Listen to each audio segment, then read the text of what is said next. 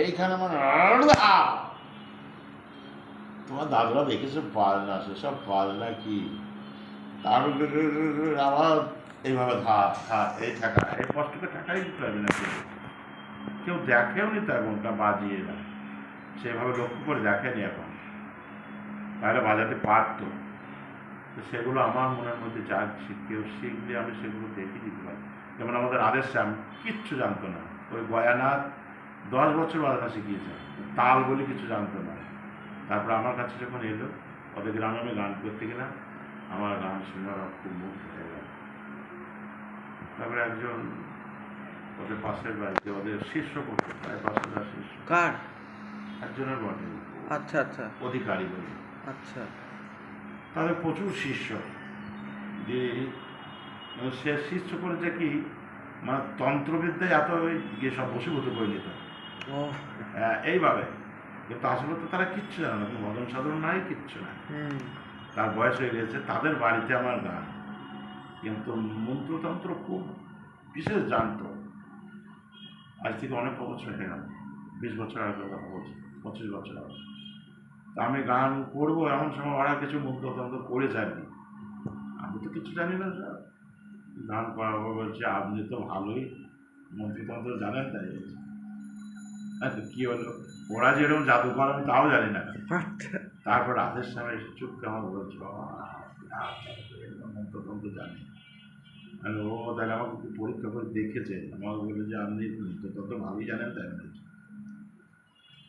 আরে আমি কি মন্ত্র জানি, যে না আপনি জানেন। ওনারা মন্ত্র করে দেখেছে, কিছু পারেনি হয়তো। দিয়ে পরবর্তী ওই সময় আর একটা গানের বায়না হল, দিয়ে সেই বাড়িতে গেলাম।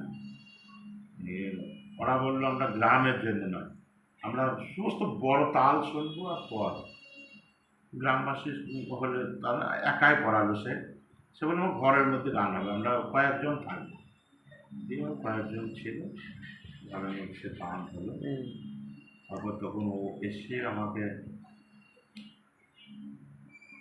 পায়ের মাথাটা দিয়ে মুখে ঠুকলো, যে বাবা মাথা আমার নত হয়নি আজও, এই হলো। কিন্তু আমি সব জাদুগিরি করেছি, কিন্তু আমাকে সত্যি কথা বলি, আমার কিন্তু ভজন সাধন কিছুই নাই। মন্ত্রতন্ত্র শক্তিতে আমি বহু লোক আকর্ষণ করেছি, প্রচুর ইনকাম করেছি। কিন্তু এইবার আমার সামনে বুঝতে পারছি আমার মৃত্যু আর হবে না, আমার যা কষ্ট হচ্ছে না, তাই আপনাকে সত্যি কথাটা বলে দিলাম, আমার যেন মরণটা ভালো হয়, আর কিচ্ছু চাই না। আমার পুণ্যের দরকার নেই কিছু না, আমাদের মরণটা হয়। এই বলে রাধেশ্যাম আমাদের পাশ থেকে শুনছিল যে কি বলছে দেখি, এক মাসের মধ্যে মরে গেল। তখন বলছি বাবা আশ্চর্য, আমরা সবাই বলছিলাম যে আমার মৃত্যু হবে না, আপনাকে এই কথাটা বললো তো মরে তো গেল, সত্যি ভালোভাবে মরে গেল। হ্যাঁ, তো ও কীর্তনিয়া ছিল আমার গানগুলো, তখনই রাধেশ্যাম আমার পছন্দ করতে হয়। কত বছর হবে? তার আগে 15 বছর বাজনা শিখেছে ওই গয়ানাথের সঙ্গে, কিচ্ছু শিখতে পারেনি। যে আমার কাছে এসে তারপর কীর্তনিয়া হয়ে গেল এখন।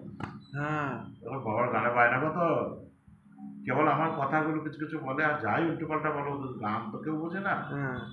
ওই এখন খুব ভালো, কিন্তু ভালো কিছুই জানে না। না না, আমি গান শুনেছি।